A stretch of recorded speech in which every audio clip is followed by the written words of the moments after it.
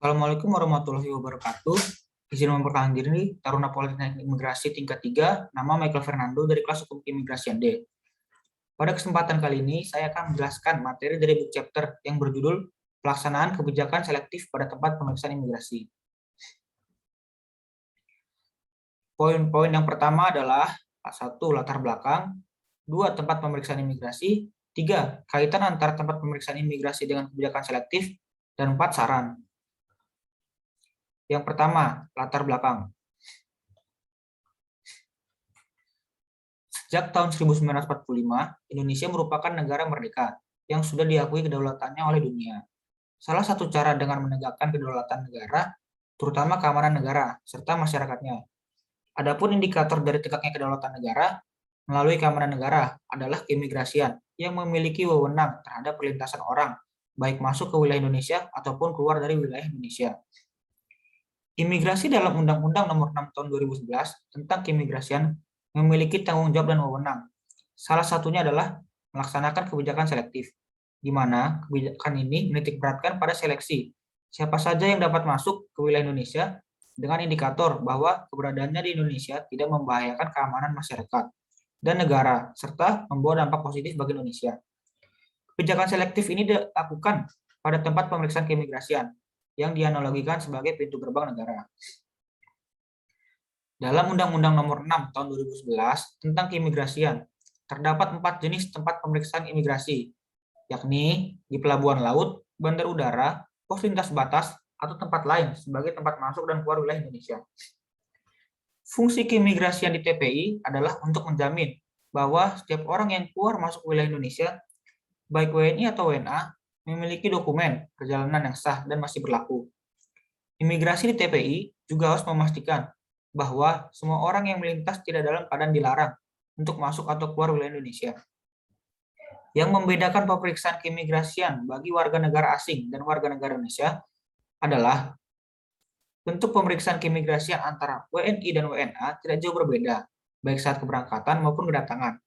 Hal yang membedakan adalah pemberlakuan asas selektif polisi bagi warga negara asing yang dilakukan oleh petugas di TPI.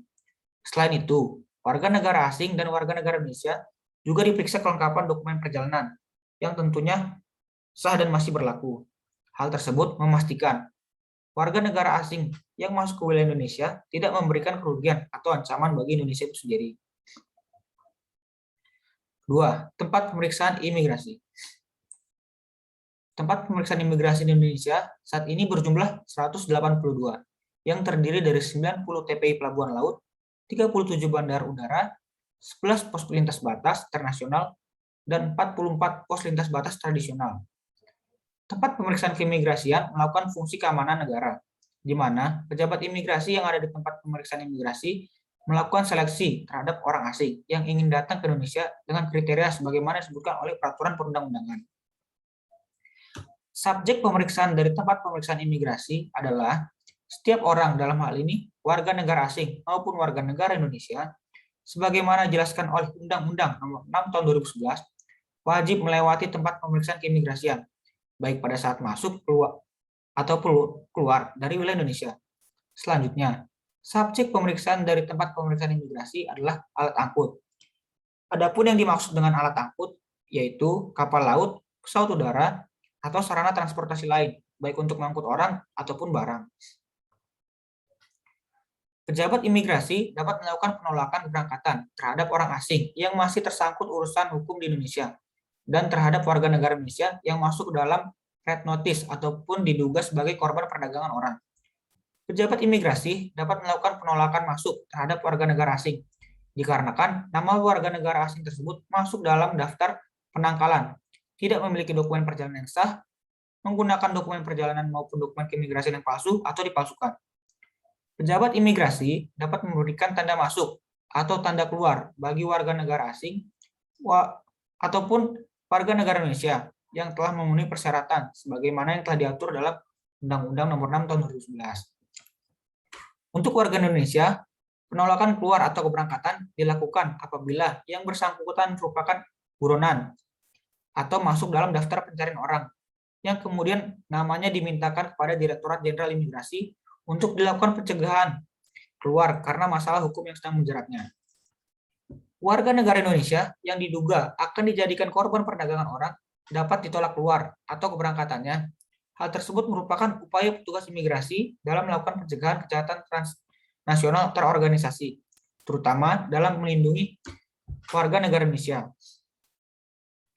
Selain melakukan pemeriksaan pada tempat pemeriksaan keimigrasian, pejabat imigrasi juga dapat melakukan pemeriksaan di kapal atau yang biasa disebut dengan clearance.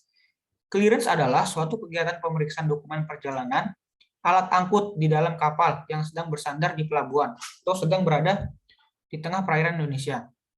Dalam melakukan clearance, terdapat dokumen yang harus dilengkapi oleh alat angkut atau penanggung jawab alat angkut yang akan diperiksa oleh pejabat imigrasi, yaitu PKK atau pemberitahuan kedatangan kapal, COP atau Certificate of Fatigue, yaitu sertifikat yang menyatakan alat angkut tersebut sudah diperiksa oleh karantina.